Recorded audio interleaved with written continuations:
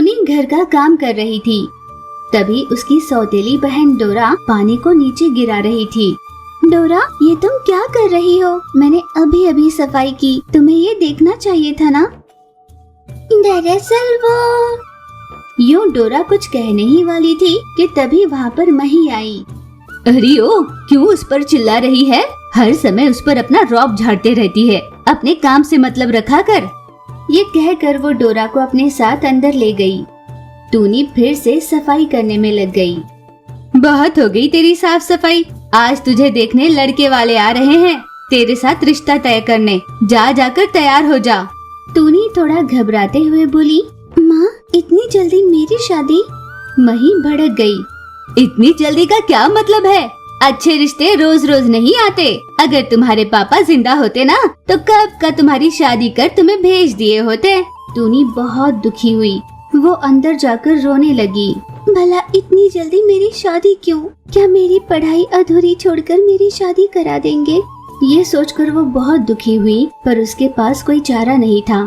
कुछ समय बाद लूसी कबूतर और एक बूढ़ा ब्रूसली नाम का चील आया। घर में प्रवेश करते ही उन्होंने नमस्कार किया। ये मेरे भाई है, आपको पहले ही बताया था ना मैंने। इन्हीं के रिश्ते के लिए आए हैं। कहाँ है लड़की? यहाँ खड़ी है ना आपके सामने। यही है मेरी बेटी, इसका नाम टूनी है। उसे देख रहा ब्रूसली बोला, हाँ अच्छा, हमें ये पसंद आई। आपने वैसे कहा कि आप दहेज नहीं दोगे। आपको मेरे घर के हालात के बारे में मैंने पहले ही बताया था ना, हम दहेज नहीं दे पाएंगे। तो ठीक है, कोई बात नहीं। अच्छा मुहूर्त निकालकर हम आपको बता देंगे। कुछ देर बात करने के बाद वे दोनों वहाँ से चले गए। माँ, ये तुम क्या कर रही हो? वो इतने बुजुर्ग है, उनसे मेरी शादी कराओगी? माँ, मुझे मरवाना चाहती हो क्या? अरे ओ, क्या करना है क्या नहीं ये मैं बहुत अच्छे से जानती हूँ। अपनी किस्मत पर टूनी रोए जा रही थी। तभी डोरा उसके पास आई और कहा, दीदी, तुम चिंता मत करो। अगर तुम्हें माँ को सबक सिखाना है तो मैं जैसा कहती हूँ वैसे करो। डोरा ने टूनी के कान में कुछ कहा। 3 दिनों बाद वृद्ध ब्रूसली चील मही के घर आया और मही से कहने लगा, मुझे आपकी बड़ी बेटी से ज्यादा छोटी बेटी भाग गई है। आपको दहेज देने की कोई जरूरत नहीं, उल्टा मैं ही आपको दहेज दूंगा। मही चील को बहुत गुस्सा आया। तुम्हारी हिम्मत कैसे हुई? बूढ़े चील कहीं के, एक टांग जमीन पर तो दूसरी कब्र में पड़ी है और तुम मेरी बेटी से शादी करने के सपने देख रहे हो। यूं भड़की हुई मही ने ब्रूसली को बहुत कुछ सुनाया। आप तो मेरी शादी इन्हीं से कराने वाली थी ना, तब आपको ये सारी बातें याद नहीं आई ना? मेरी जिंदगी बर्बाद करने में आपको कोई दिक्कत नहीं थी ना?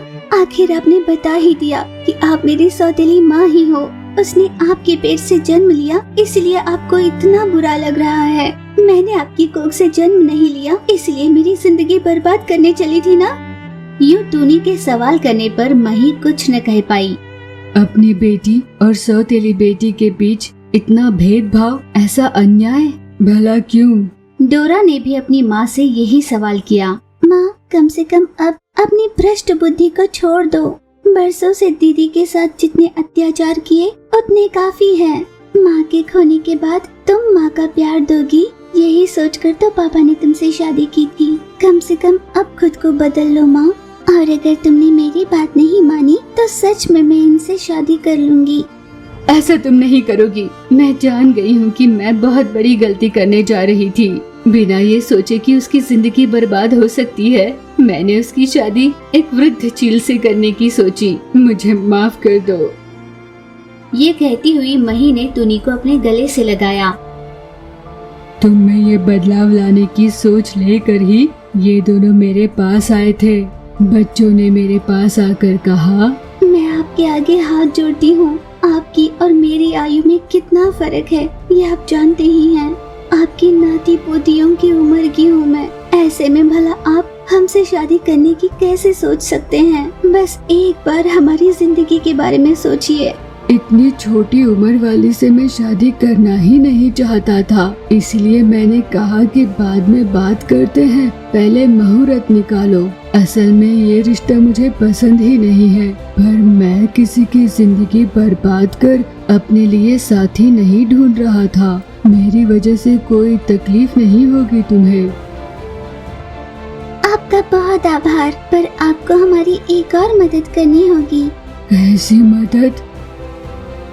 आपको एक बार हमारी माँ के पास आकर कहना होगा कि आपको मुझसे शादी करनी है, तभी उसकी अकल ठिकाने आएगी। मेरी माँ ने दीदी को बचपन से बहुत सताया है, बस ये एक आखिरी मदद कर दो। बच्चों के कहने पर ही मैं यहाँ पर आया हूँ।